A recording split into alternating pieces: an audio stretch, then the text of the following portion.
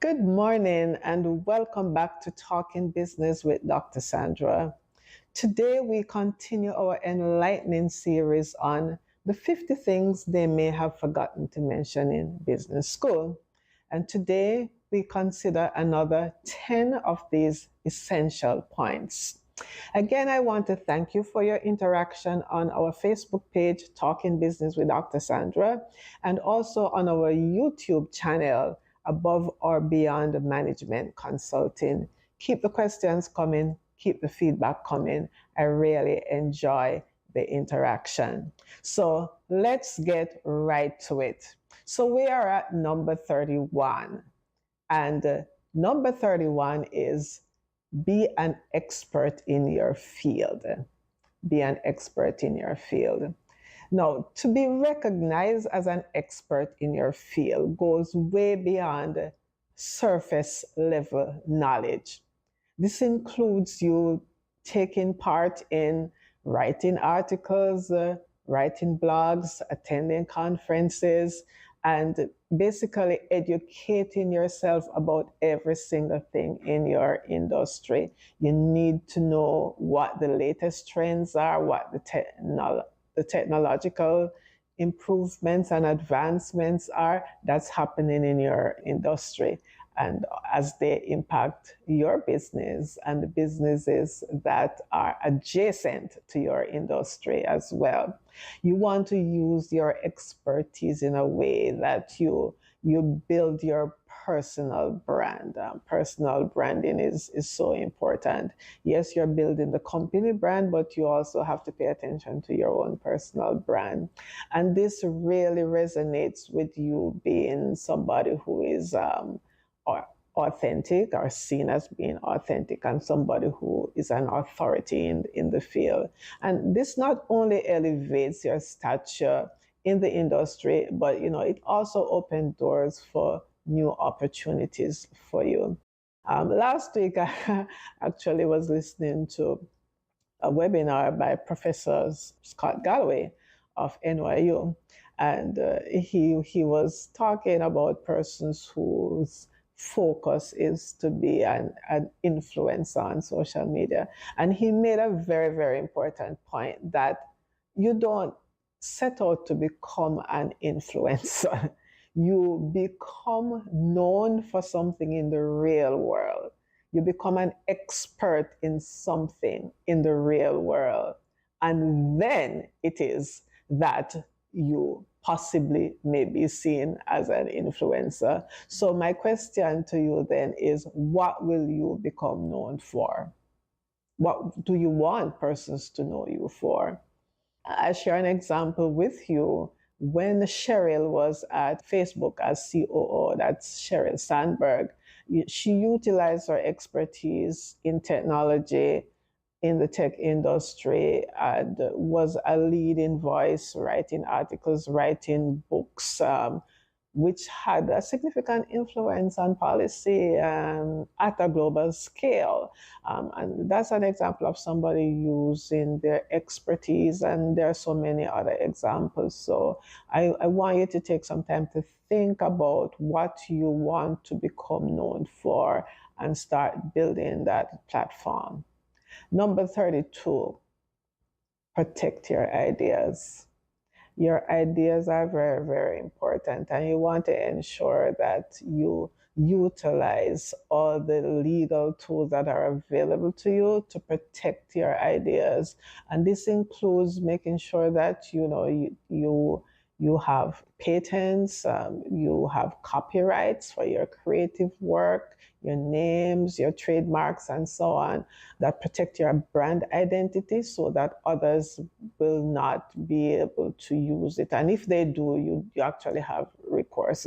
You want to actively monitor what is happening as it relates to any potential infringement by others on the use of your brand assets. You want to make sure that you enforce the rights that you have as needed.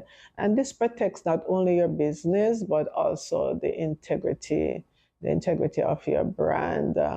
Google is known to really rigorously defend its patents, such as it relates to search algorithms and so on, ensuring that they maintain a competitive advantage in their business and that the brand maintains its integrity. Number 33 is prototype and pilot before betting the shop. And I smile when I think about this because you don't want to go all in and bet the farm, as they would say, on an idea that has not been tried and tested. So by prototyping, what you actually do is that you minimize the risk associated with a new product launch or a new service launch.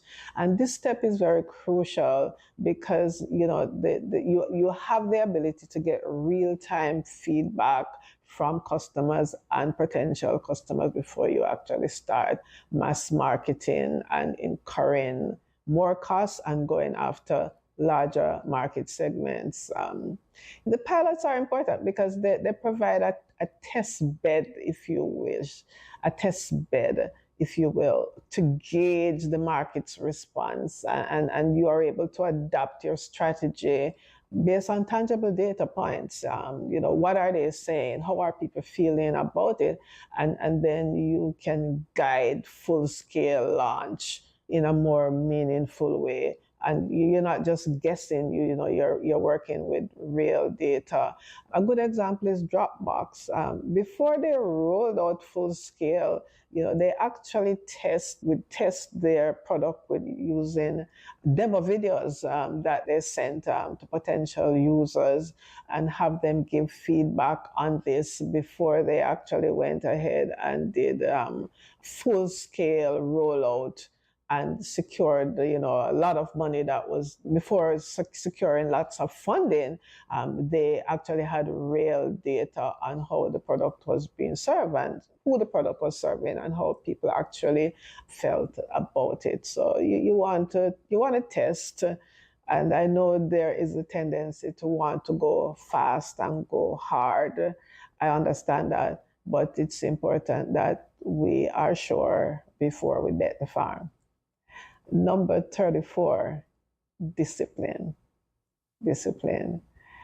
Discipline in business really requires a clear strategy and being steadfast and focus on your goal. It's really about strategic focus because you want to make informed decisions, and you want to make these decisions consistently rather than seeking just short-term gains. And sometimes that happens because we want the bottom line to be impacted quickly. Decisions are made that in the long run they're not beneficial to the organization.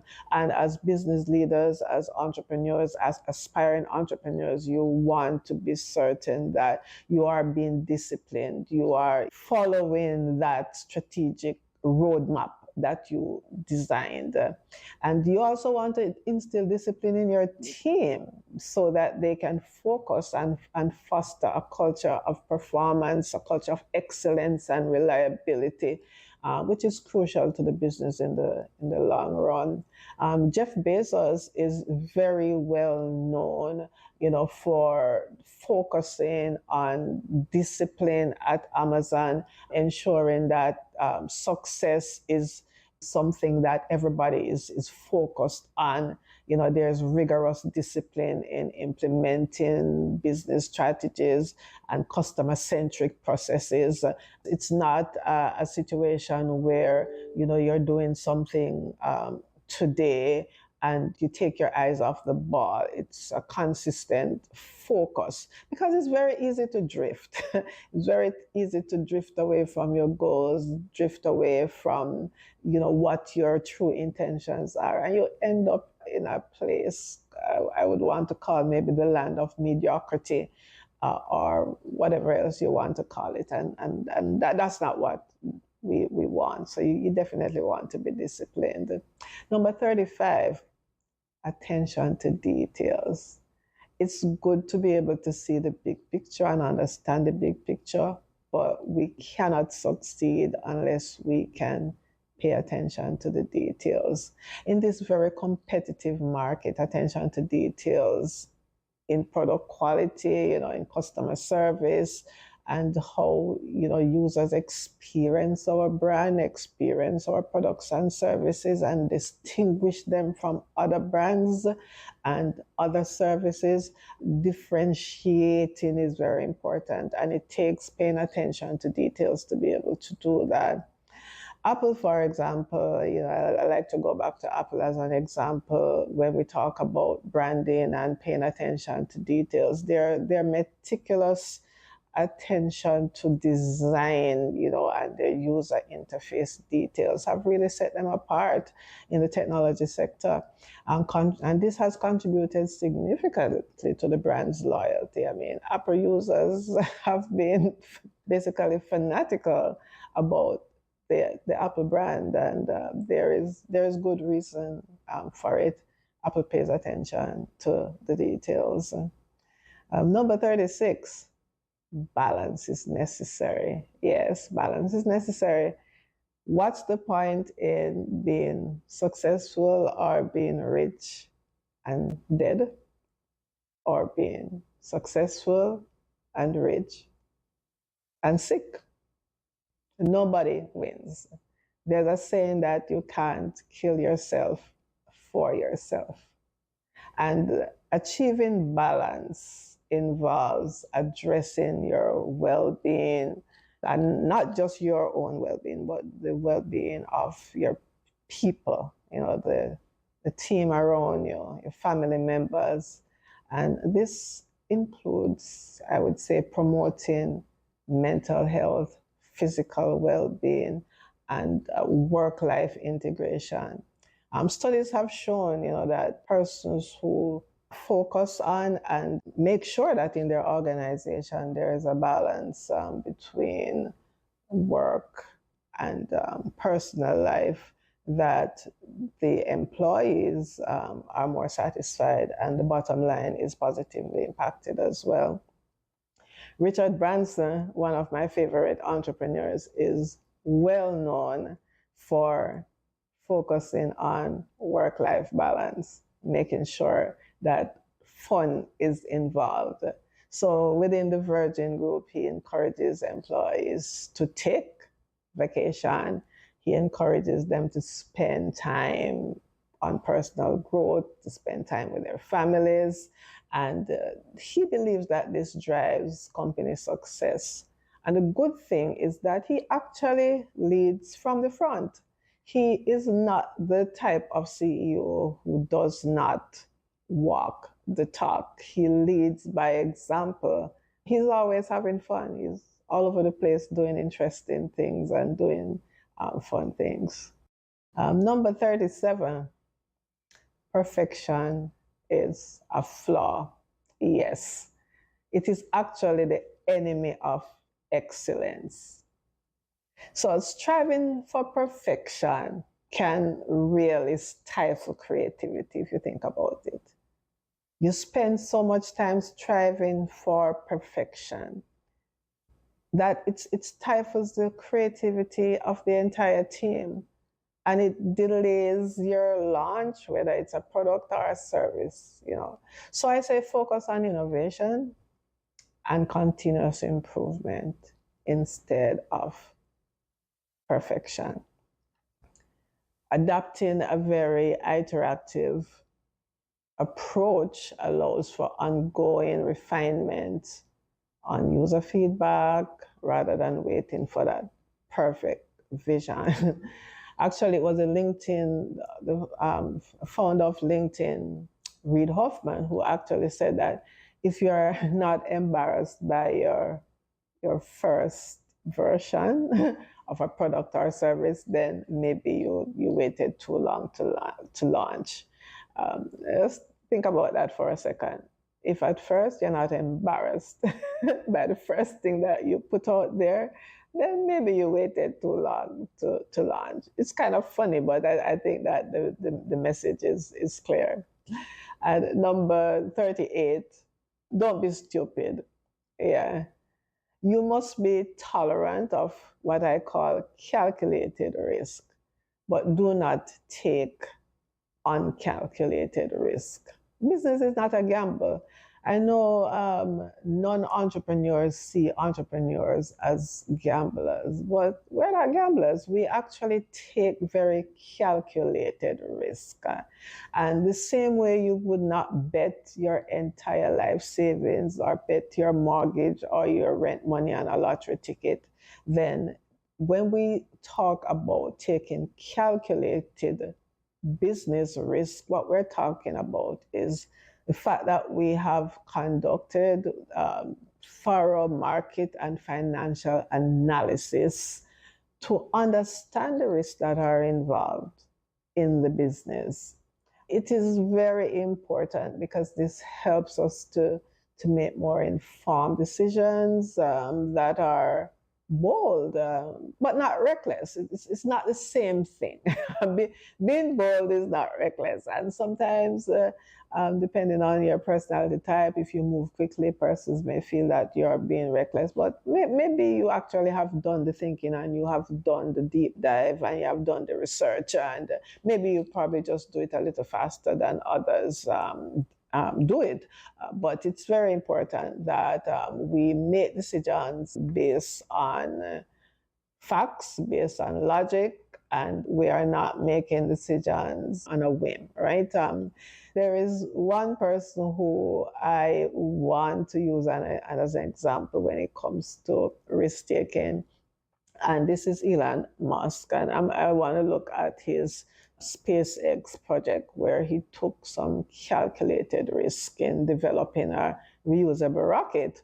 And that move was initially seen as rather risky, but actually it paid off in the long run by reducing SpaceX's travel cost. So you don't want to be stupid, but you want to ensure that you are paying attention to the risk and making informed decisions.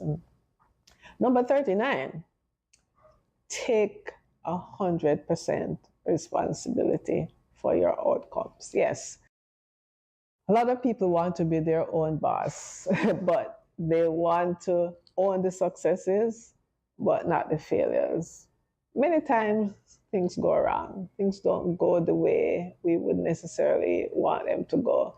And when this happens, you have to own up to your results, and owning up to your results actually empower you to learn and evolve. This attitude, should be something that should permeate all levels of our organizations to foster a very proactive and a responsible workforce. I find that leaders who demonstrate accountability inside the organization, outside the organization, they actually inspire their team, and they strive for honesty, they strive for reliability in work. As simple as thing as just saying, I'm sorry, I made a mistake, I didn't read that properly, or I didn't realize you sent it to me already, or I made the wrong decision because I probably acted too quickly, or I didn't have all the facts. It does not make you weak. It actually makes you authentic. It makes you a real person, somebody who people can trust, that you own up to your mistakes. The example that I want to use for this one is Howard Schultz when he went back to Starbucks as CEO after the dismal performance in the late 2000. I think he went back in 2008. And one of the things that he did, that he personally took responsibility for reviving the brand. And during its downturn, when he came back, he actually pulled the persons off the line, pull persons from their post, pull them from their task, and spend time reminding them of who Starbucks was and what the brand was about. And he personally took responsibility, which led to one of the greatest turnarounds. And number 40, so final one for today, self-belief. Self-belief. And I'm not talking about being arrogant and haughty. We're talking about believing in yourself, which I think is critical for leaders. Self-belief is, I think, a necessary ingredient for success. It fuels resilience and tenacity, and this is very much needed to face the challenges that you are going to find in business, and also to seize the opportunities. If you are not self-confident, I think that you're going to have some serious problems. It was Marcus Garvey who said that if you don't have confidence in self, you are already defeated in this race of life. And as we talk about business, I mean, it is even more so, a leader's belief in the business, the mission of the business, the vision of the business, the goals of the business. It actually inspires confidence, not just from your staff and other internal stakeholders, but also external stakeholders. I mean, if you need to go to market to raise capital, you need to attract senior employees to the organization, whatever it is that you need to do as a business leader, if you're not confident, it's going to be very difficult to convince others to come and join you. I mean, why should they follow you if you yourself are not 100% confident and believing in what it is that you're trying to accomplish? Oprah Winfrey, she has always talked about confidence and self-confidence and being full of yourself. I smile as I say that, because when people say you're full of yourself, it's normally seen in a very negative light. And she has become one of those influential personalities in media, and she credits that to her sense of self and her strong self-belief, despite the numerous obstacles that she have had to face. It is said that you cannot blow an uncertain trumpet as a leader. People want leaders who are bold, leaders who are confident, and she has often spoken about this. And when you really think about it, let's break it down. What exactly is self-confidence in a positive way, right? So first, I think it's about self-acceptance, right? You have to believe in yourself. You have to accept yourself. You know who you are, and it means that you're recognizing your worth and you're not afraid to show it. I always say that there is no point in smalling up yourself so that others can feel better about themselves. You're not doing yourself or your business any good, right? So I think self-acceptance is very, very important. Empowerment, it's about empowerment. She believes that when you're full of yourself, actually you are empowered to live your best life and also to live it to the fullest potential. You're confident in your own abilities, and you are not easily swayed by every whim and fancy and other people's opinion, right? You must stand for something. If you believe in something, I mean, what are you willing to do? How far are you willing to go to make that come true? And authenticity. She talks about being full of yourself, meaning that you are true to who you are as an individual. It involves living authentically and not pretending to be someone else. You're not living to please others. You're not a people pleaser. You are being true to yourself, your values, your dreams, and what it is that you want to accomplish. She talks about self-respect as well, which is a critical component of being full of yourself. It means setting boundaries. A lot of people, when they say that you're full of yourself, it actually means that it is clear that you have set some boundaries, and probably they're not happy with that. They're not comfortable because it is not to their advantage. So setting your boundaries is a good thing, and not allowing others to basically diminish your value, not allowing others to dictate who you are or to tell you who you are. It's really about having a healthy self-esteem. And when you are confident in self, it actually inspires others. I mean, who wants to follow someone who is not confident?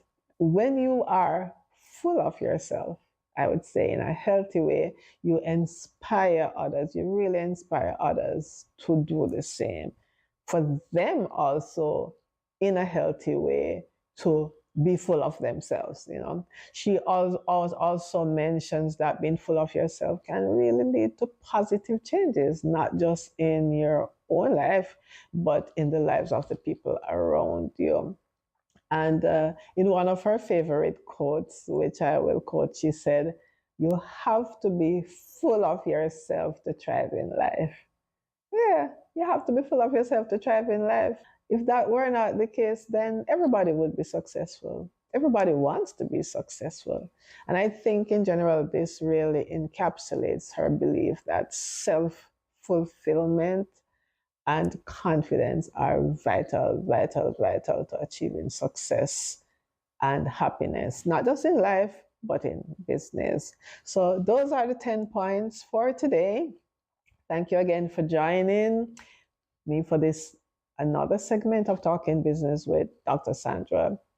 And next episode, I will cover the final 10. As usual, I am looking forward to hearing from you. I want to hear your thoughts. Please don't hesitate to reach out with your questions and with your comments, whether on Facebook, Talking Business with Dr. Sandra, or on our YouTube channel, Above or Beyond Management Consulting. So until next time, continue to push the boundaries, continue to innovate, and continue to thrive. And see you next time. In the dynamic world of business, reaching new heights requires innovative thinking and expert guidance. Welcome to Above or Beyond, where your vision meets our expertise. We bring over 70 years of combined experience and a proven track record in transforming challenges into opportunities. At Above or Beyond, every step we take is guided by a commitment to excellence. At Above or Beyond, we're not just business and management consultants. We're your partners in achieving the pinnacle of business success. Visit us at aboveorbeyondjm.com. Email us at info@aboveorbeyondjm.com or call us at 954-361-1745. At Above or Beyond, the goal is excellence. Who wants to be a millionaire?